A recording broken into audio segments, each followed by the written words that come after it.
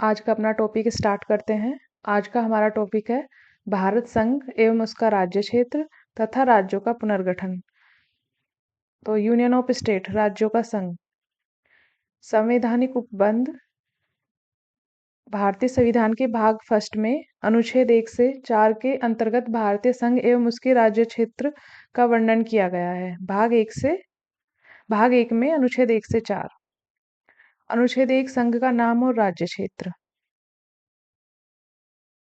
संविधान के अनुच्छेद 1 में निर्धारित किया गया है कि भारत अर्थात इंडिया राज्यों का संघ होगा, जिसमें भारत शब्द देश का नाम एवं संघ शब्द शासन प्रणाली को दर्शाता है। राज्य और उनके राज्य क्षेत्र वे होंगे जो पहली अनुसूची में विनिर्दिष्ट हैं। भारत के राज्य क्षेत्र में निम्नलिखित क्षेत्र समाविष्ट होंगे। राज्यों के राज्य क्षेत्र। पहली अनुसूची में विनिर्दिष्ट संघ राज्य क्षेत्र। ऐसे अन्य राज्य क्षेत्र जो अर्जित किए जाएं।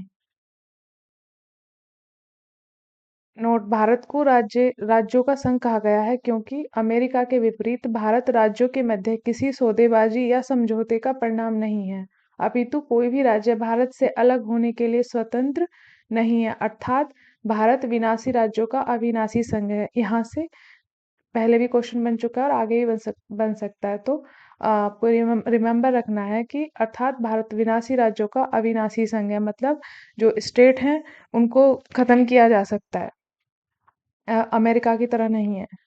उल्लेखनीय है कि भारत में विभाजन के पश्चात केंद्रयुक्त संघीय व्यवस्था की स्थापना का मुख्य उद्देश्य राजनीति एवं प्रशासनिक दृष्टिकोण को माना गया है। अनुच्छेद 2 हमें बताता है कि नए राज्यों का प्रवेश या स्थापना संसद विधि द्वारा ऐसे निबंधनों और शर्तों पर जो वह ठीक समझे संघ में नए राज्यों का प्रवेश या उनकी स्थापना कर सकती है। अनुच्छेद 2 के अधीन संसद को 2 प्रकार की शक्ति प्राप्त है: प्रथम, नए राज्यों को संघ में शामिल करने की शक्ति और द्वितीय, नए राज्यों को स्थापित करने की शक्ति। पहले का संबंध उन राज्यों से है जो पहले से ही विद्यमान हैं, दूसरा उन राज्यों से संबंधित है जो पहले से स्थापित है परंतु भारत संघ में शामिल नहीं है। अनुच्छेद 2 के अंतर्गत सिक्किम एकमात्र ऐसा राज्य था जो स्वतंत्र देश था। इसे 36वें संविधान संशोधन 1975 द्वारा संघ में शामिल कर भारत के अन्य राज्यों के समक्ष बनाया गया। राज्यों के पुनर्गठन संबंधी संसद की शक्ति। अनुच्छेद 3, नए राज्यों का निर्माण और वर्तमान राज्यों के क्षेत्रों, सीमाओं या नामों में परिवर्तन। किसी राज्य में से उसके क्षेत्र को अलग कर दो या 2 से अधिक राज्यों को या राज्यों के भागों को मिलाकर या किसी राज्य क्षेत्र को किसी राज्य के भाग से मिलाकर नए राज्यों का निर्माण कर सकती है। किसी राज्य के क्षेत्र को बढ़ा सकती है, किसी राज्य के क्षेत्र को घटा सकती है, यह संसद को अधिकार है। किसी राज्य की सीमाओं में परिवर्तन कर सकती है, किसी राज्य के नाम में परिवर्तन कर सकती है। मूल संविधान में इस अनुच्छेद के प्रावधान प्राय इतने ही थे। आगे चलकर 5वें तथा 18वें संविधान संशोधन के माध्यम से इसमें कुछ बातें जोड़ी गई जो मैं आपको बताती हूँ। 5वें संविधान संशोधन 1955 के माध्यम से राज्य गठन की प्रक्रिया प्रभावित होने वाले राज्यों की राय मांगे जाने का प्रावधान जोड़ा गया। इसके तहत 2 व्यवस्थाएं की गई। एक, राष्ट्रपति की सिफारिश के बिना राज्य के गठन, नाम या सीमा परिवर्तन से जुड़े विधेयक संसद में पेश नहीं किए जा सकेंगे, तथा 2, राष्ट्रपति प्रभावित होने वाले राज्य के विधानमंडलों को ऐसे विधेयक भेजकर उन्हें उन पर राय देने के लिए निश्चित समय देगा। 18वें संविधान संशोधन 1966 में हुआ, जब पंजाब को विभाजित करके हरियाणा राज्य तथा चंडीगढ़ संघ राज्य क्षेत्र का निर्माण किया जाना था। इस संशोधन के द्वारा अनुच्छेद 3 में 2 स्पष्टीकरण किए गए। इन स्पष्टीकरणों का सार यह है कि संसद राज्य गठन की अपनी इस शक्ति के तहत संघ राज्य क्षेत्रों का निर्माण भी कर सकेगी, किंतु किसी संघ राज्य क्षेत्र की सीमाओं में परिवर्तन आदि का प्रसंग उपस्थित होता है तो राष्ट्रपति पर यह बाध्यता लागू नहीं होगी कि उसे विधेयक को प्रभावित होने वाले संघ राज्य क्षेत्र की किसी संस्था के पास भेजा जाए। अनुच्छेद 3 के प्रावधानों से स्पष्ट है कि भारत संसद की शक्ति राज्यों की तुलना में बहुत ज्यादा है, क्योंकि राज्यों का अस्तित्व ही संसद की इच्छा पर टिका हुआ है। खास बात यह है कि राज्यों की सीमाओं को बदलने या उनका नाम बदलने के लिए संसद को विशेष बहुमत की भी जरूरत नहीं है, वह ऐसा साधारण बहुमत से कर सकती है। ये क्वेश्चन बनता है कि संसद को इसके लिए विशेष बहुमत की जरूरत होती है, लेकिन ऐसा नहीं है। तो ये रिमेम्बर रखना है कि ऐसा कुछ करने के लिए संसद इसे साधारण बहुमत से पास कर सकती है, विशेष बहुमत की जरूरत नहीं है। अनुच्छेद 4, इस अनुच्छेद के अनुसार नए राज्यों का प्रवेश या गठन। अनुच्छेद 2, नए राज्यों का निर्माण, सीमाओं, क्षेत्रों और नामों में परिवर्तन। अनुच्छेद 3, संविधान के अनुच्छेद 368 के तहत संविधान में संशोधन नहीं माना जाएगा। ये यहाँ से क्वेश्चन बन चुका है एक बार। 368 के तहत संविधान संशोधन नहीं माना जाएगा। शर्तें संबंधित कोई विधेयक राष्ट्रपति की पूर्व मंजूर से ही संसद में प्रस्तुत होगा। ये भी यहाँ से भी क्वेश्चन बन चुका है। तो याद रखिए कि शर्त मतलब संबंधित कोई विधेयक राष्ट्रपति की पूर्व मंजूर से ही संसद में प्रस्तुत होगा। यदि विधेयक में शामिल प्रस्ताव किसी भी राज्य के क्षेत्र, उसकी सीमाओं या उसके नामों को प्रभावित करता है, तो वह विधेयक राष्ट्रपति द्वारा संबंधित राज्य विधानमंडल के पास भेजा जाएगा। राष्ट्रपति राज्य विधानमंडल का मत जानने के लिए बाध्य नहीं है तथा दिए गए मत को स्वीकार अथवा अस्वीकार कर सकता है। संसद अपने अनुसार भारत के राजनीतिक मानचित्र या पुनर्निर्धारण कर सकती है। इसी कारण भारत को विनाशी राज्यों का अविनाशी संघ कहा जाता है। अब राज्य पुनर्गठन आयोग से रिलेटेड जानकारी ले लेते हैं। फर्स्ट था हमारा धर आयोग, जो जून 1948 में भारत सरकार ने एस के धर की अध्यक्षता में भाषाई प्रांतीय आयोग का गठन हुआ। दिसंबर 1948 में आयोग ने रिपोर्ट सौंपी, जिसे राज्य के पुनर्गठन का आधार भाषाई न रखकर प्रशासनिक सुविधाओं को रखने की अनुशंसा की। भाषाई न रखकर प्रशासनिक सुविधा को रखने की अनुशंसा की गई। इससे राज्यों के पुनर्गठन से संबंधित विवाद और गहराया एवं दिसंबर 1948 में ही एक और समिति जवाहरलाल नेहरू, वल्लभ भाई पटेल तथा पट्टाभी सीतारामैया के नेतृत्व में गठित की गई, जिसे जेवीपी समिति भी कहा जाता है। समिति ने अप्रैल 1949 में रिपोर्ट सौंपी तथा इसमें भी भाषा के आधार पर राज्यों के पुनर्गठन की मांग को देश की एकता और सुरक्षा को ध्यान में रखते हुए कुछ वर्षों के लिए स्थगित कर दिया गया। तो राज्य पुनर्गठन आयोग से जुड़े दो ये हैं, धर आयोग है और दूसरा है हमारा ये जेवीपी समिति। परंतु 1953 में पोटी श्रीरामुलु कांग्रेसी नेता के निधन के कारण आंदोलन की तीव्रता को देखते हुए मद्रास को भाषाई आधार पर विभाजित कर तेलुगु भाषी पृथक राज्य के रूप में आंध्र प्रदेश का गठन हुआ। भारतीय संविधान में ये फजल अली आयोग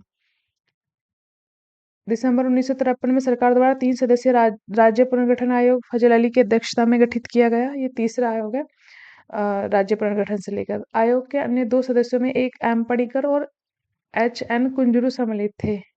2025 में यहाँ से क्वेश्चन बना है।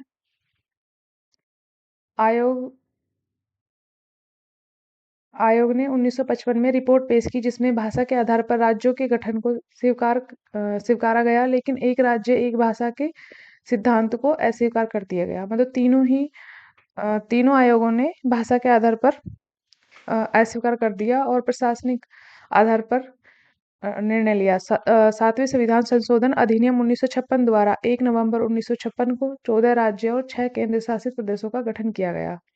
7वें संविधान संशोधन 1956 के द्वारा 1956 के बाद नए राज्यों व संघ शासित प्रदेशों का विवरण इस प्रकार है। महाराष्ट्र व गुजरात 1960 में मुंबई से अलग होकर, दादर एवं नगर हवेली 1961 में 10वें संविधान संशोधन द्वारा पूर्व में पुर्तगालियों का शासन था इस पर। फिर गोवा, दमन एवं दीव 1962 में गोवा को संघ शासित क्षेत्र और 1987 में पूर्ण राज्य का दर्जा प्राप्त हुआ। फिर है पांडिचेरी, 14वां संविधान संशोधन 1962 के द्वारा। ये पहले फ्रांसीसियों के शासन में था। इसमें कराईकल, माहे और यनम, इससे भी क्वेश्चन बन जाता है कि पांडिचेरी के जो 3 पार्ट है वो कौन कौन से हैं। तो एक कराईकल है, माहे और यनम। 16वां राज्य नागालैंड बना 1963 में।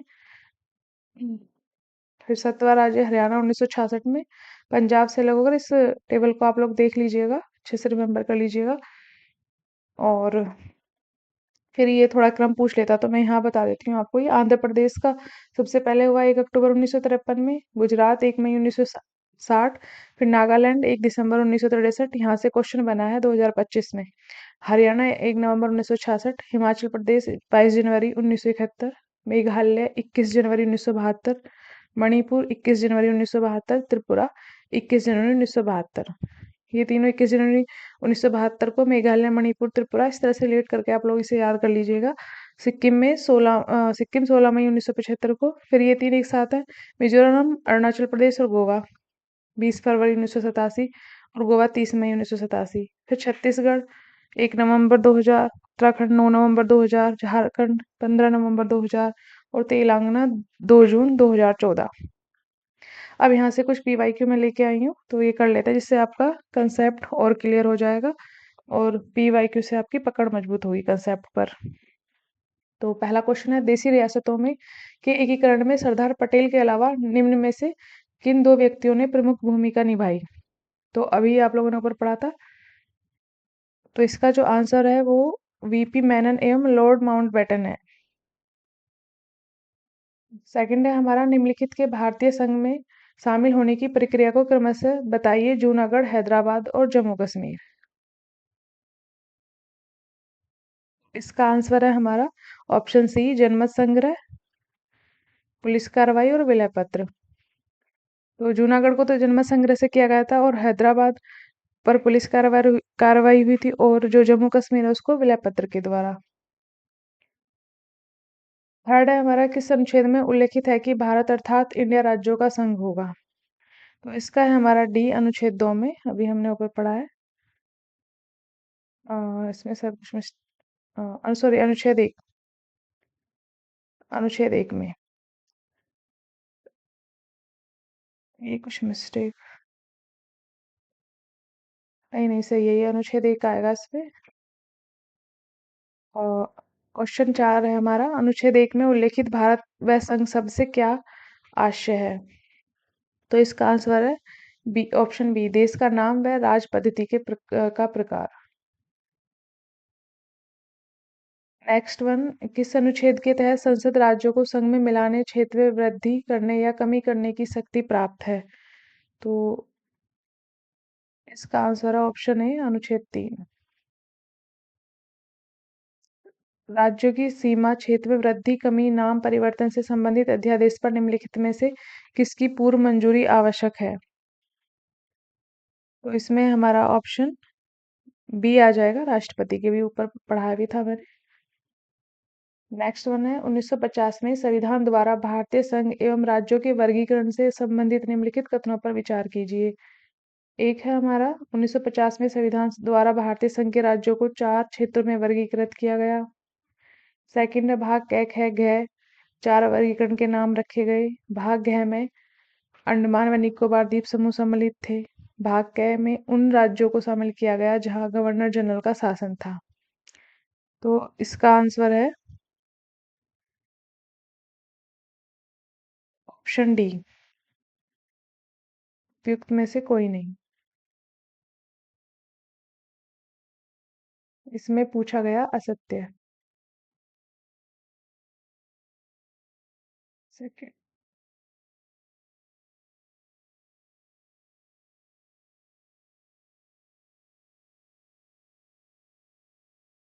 तो ये आप ध्यान दें कि कभी कभी यहाँ असत्य लिखा होता है और हम सोचते हैं कि सही बताना है, और उस चक्कर में क्वेश्चन गलत हो जाता है। तो इसमें कोई भी असत्य नहीं है, ये चारों ही ठीक है। नेक्स्ट है, निम्नलिखित में से कौन सा राज्य 29वें राज्य के रूप में अस्तित्व में आया? इसका आंसर है हमारा सी, तेलंगाना। नेक्स्ट है, उड़ीसा उड़ीसा का नाम परिवर्तन अधिनियम द्वारा उड़ीसा नाम रखा गया, यह अधिनियम कब आया? तो ये ऑप्शन बी, 2011। इस संविधान संशोधन द्वारा दिल्ली को राष्ट्रीय राजधानी क्षेत्र का दर्जा दिया गया। तो इसका आंसर है ऑप्शन बी, 69वां। निम्नलिखित कथनों में से कौन सा एक असत्य है? असत्य, ये ध्यान रखने जरूरी है कि असत्य पूछ रहा है या सत्य पूछ रहा है। तो इसमें पूछ रहा है कि गोवा को 1987 में पूर्ण राज्य का दर्जा प्राप्त हुआ। दीव खंबात की खाड़ी में एक टापू है। दमन और दीव को भारतीय संविधान के 56वें संशोधन द्वारा गोवा से अलग किया गया। और डी है, दादर और नगर हवेली 1954 तक फ्रांसीसी औपनिवेशिक शासन के अंतर्गत थे। तो इसका आंसर है ऑप्शन डी। ये दादर और नगर हवेली 1954 तक फ्रांसीसी उपनिवेशिक के अंतर्गत थे। ये हमारा सत्य हो जाएगा। और एक सेकंड में इसको हाईलाइट कर देती हूँ जिससे आप लोगों को पता रहे। अब है नेक्स्ट हमारा, नीचे दिए गए राज्यों को भारत संघ के संपूर्ण राज्य का दर्जा प्राप्त होने का सही कालानुक्रम कौन सा है? तो ये आप देखिए, मैंने अभी ऊपर टेबल कराई थी कि कौन सा है। तो इसका आंसर है बी। सेम क्वेश्चन अभी 2025 में रिपीट हुआ है। तो नागालैंड, हरियाणा, सिक्किम, अरुणाचल प्रदेश। नेक्स्ट है हमारा, सिक्किम भारत का एक संबद्ध राज्य बनाया गया। तो ये किस संशोधन के द्वारा? ये भी मैंने अभी ऊपर बताया था आप लोगों को। तो इसका है 35वें संविधान संशोधन के अंतर्गत। नेक्स्ट है, निम्नलिखित संविधान संशोधनों में से किसके द्वारा सिक्किम विधिवत भारत संघ के एक पूर्ण राज्य के रूप में सम्मिलित किया गया? तो इसका है हमारा सी, 35वां भी ऊपर भी देखा था आप लोगों ने। छत्तीसगढ़ राज्य वर्तमान स्वरूप में आया। तो इसका है ए, ऑप्शन ए। ये यहाँ पे से ए है, गलत हो। ए को इसने 3 बना दिया है, टाइपिंग मिस्टेक हो गया। 1 नवंबर 2000 को। निम्नलिखित राज्यों के निर्माण का सही आरोही क्रम क्या है? तो इसका आंसर है ए, नागालैंड, मेघालय, सिक्किम, अरुणाचल प्रदेश। निम्नलिखित राज्यों के भारत में बनने के सही कालानुक्रम की पहचान नीचे दिए गए कूट से कीजिए। आंध्र प्रदेश, हरियाणा, हिमाचल प्रदेश और सिक्किम। तो इसका है हमारा बी।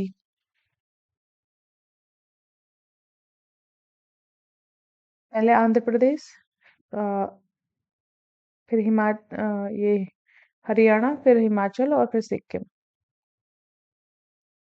भाषा के आधार पर राज्य के गठन हेतु राज्य पुनर्गठन आयोग की स्थापना कब की गई? और इसका है ऑप्शन बी। इसमें सब टाइपिंग मिस्टेक काफी हो गई है। 1953। निम्नलिखित में से एक कथन असत्य है। मैसूर राज्य का नया, एक सेकंड रुकिए, मैं ये क्वेश्चन जो ऊपर वाला है इसको क्लियर कर देती हूँ आप लोगों को। ये थोड़ा टाइपिंग एरर रहा है। हाँ, ये मैंने सही बताया आप लोगों को। ये ना बी है, इसको इसने 6 बना दिया टाइपिंग मिस्टेक में। तो ये 1953 ही है इसका आंसर। ठीक है, नेक्स्ट वन है हमारा, निम्न में से एक कथन असत्य है, बताइए। मैसूर राज्य का नया नाम तमिलनाडु रखा गया। गोवा को दमन एवं दीव से अलग किया गया। बम्बई राज्य गुजरात एवं महाराष्ट्र में विभाजित किया गया। हिमाचल प्रदेश पहले संघ शासित प्रदेश की सूची में था। तो बताइए इसका आंसर। इसका आंसर है ए, मैसूर राज्य का नाम तमिलनाडु रखा गया। यह सत्य है। नेक्स्ट है, निम्नलिखित राज्यों के निर्माण का सही अवरोही क्रम क्या है? तो इसका है हमारा ऑप्शन सी, राजस्थान, महाराष्ट्र और हरियाणा। पहले राजस्थान, फिर महाराष्ट्र आएगा, फिर हरियाणा। निम्नलिखित में से कौन संघ राज्य क्षेत्र में नहीं है? अंडमान और निकोबार द्वीप समूह, दमन और दीव, या फिर गोवा या पुडुचेरी। तो गोवा इसका आंसर हो जाएगा, ये तो सभी को पता है। और नेक्स्ट है हमारा, हाल ही में जम्मू और कश्मीर पुनर्गठन विधेयक 2019 को मिली संसद की मंजूरी के बाद किन दो नए केंद्र शासित प्रदेशों के निर्माण का प्रस्ताव है? तो इसका है हमारा ऑप्शन डी, जम्मू कश्मीर और लद्दाख। नेक्स्ट है, निम्नलिखित में से कौन सा धर आयोग का अधिदेश था? राज्यों के वर्गीकरण का अध्ययन अध्ययन करना, बी यह संस्तुति देना कि क्या राज्यों का पुनर्गठन भाषाई आधार पर किया जा सकता है, सी है केंद्र राज्य संबंधों का अध्ययन, और डी है यह परीक्षण करना कि क्या मद्रास नगर को आंध्र में अंतरित किया जा सकता है। तो इसका आंसर है ऑप्शन बी, यह स्तुति देना कि क्या राज्यों का पुनर्गठन भाषाई आधार पर किया जा सकता है। ये इसका आंसर है। नेक्स्ट है हमारा, भारत के संविधान के अनुच्छेद 3 के अनुसार संसद विधि द्वारा ऑप्शन ए के किसी भी देश पर आक्रमण की घोषणा कर सकेगी। दो, किसी भी राज्य की सीमाओं में परिवर्तन कर सकेगी। थर्ड है, किसी भी राज्य का क्षेत्रफल बढ़ा सकेगी। फोर्थ, किसी भी राज्य के अंतर्गत स्वायत्त परिषद की स्थापना कर सकेगी।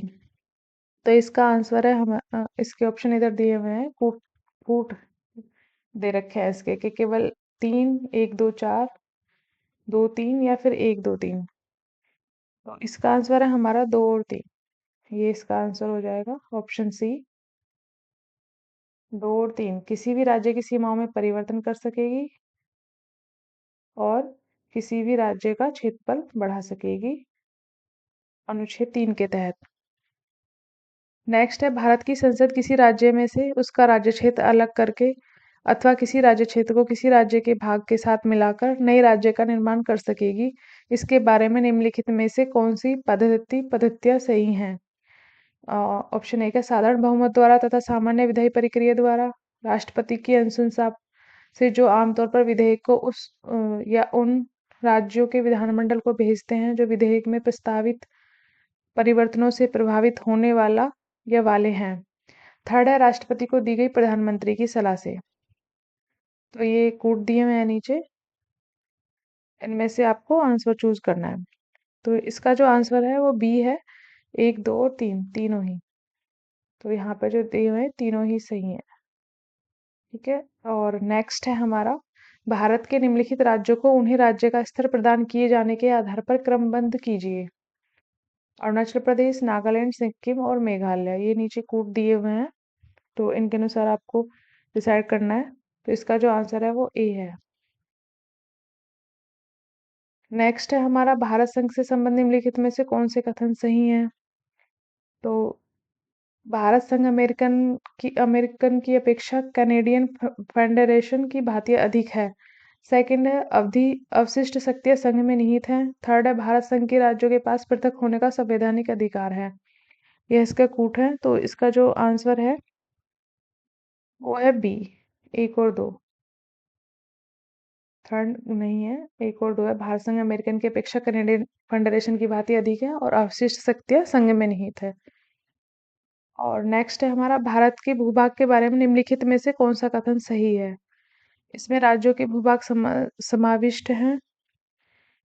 प्रथम अनुसूची में विनिर्दिष्ट संघ राज्य क्षेत्र इसमें समाविष्ट है। इसमें अन्य उपार्जित भूभाग सम्मिलित किए जा सकते हैं। तो इसका जो आंसर है वो है एक सेकेंड। हाँ, इसका जो आंसर है वो है डी, 1 2 और 3। इसमें तीनों ही करेक्ट है ये। नेक्स्ट है हमारा, 1953 के राज्य पुनर्गठन आयोग में कौन कौन शामिल थे? तो ये तो मैं आप लोगों को भी ऊपर कराया, शायद पता ही होगा। तो इसका जो आंसर है, ये सेम क्वेश्चन आया इस बार 2025 में। न्यायमूर्ति फजल अली, हृदयनाथ कुंजरू और के एम पणिकर, ये इसका आंसर है। तो शायद से हाँ, ये आज का हमारा टॉपिक खत्म हो गया है। इसके पीवाई के कंसेप्ट मैंने दोनों क्लियर कर दिए हैं। अब मैं कल शायद से नागरिकता और उसके बाद फिर मूल अधिकार लेके आऊंगी। ऐसे ही करके मैं एक एक टॉपिक लेकर आऊंगी, एक्सप्लेन करूंगी। इसमें आपका ज़्यादा टाइम भी नहीं जाएगा, मतलब 25 से 30 मिनट में आपका एक topic with concept and PY Q clear हो जाएगा। पीवाई क्यू साथ में देखना इसलिए ज़रूरी है कि हमारे अंदर मतलब ये क्षमता आती है कि हमें पता चलता है कि क्वेश्चन कहाँ से किस तरह से आयोग बनाता है और हमको किस तरह से अटेम्प्ट करना है और किन बातों का ध्यान रखना है, क्या मिस्टेक हो जाती हैं, सिली मिस्टेक जो हमसे अक्सर हो जाती हैं एग्जाम हॉल में। तो इसमें ये बहुत हेल्प करता है कि आपने पहले कंसेप्ट पढ़ा और तुरंत उससे रिलेटेड पीवाई क्यू लगा लिए। तो ओके, थैंक यू एवरीवन।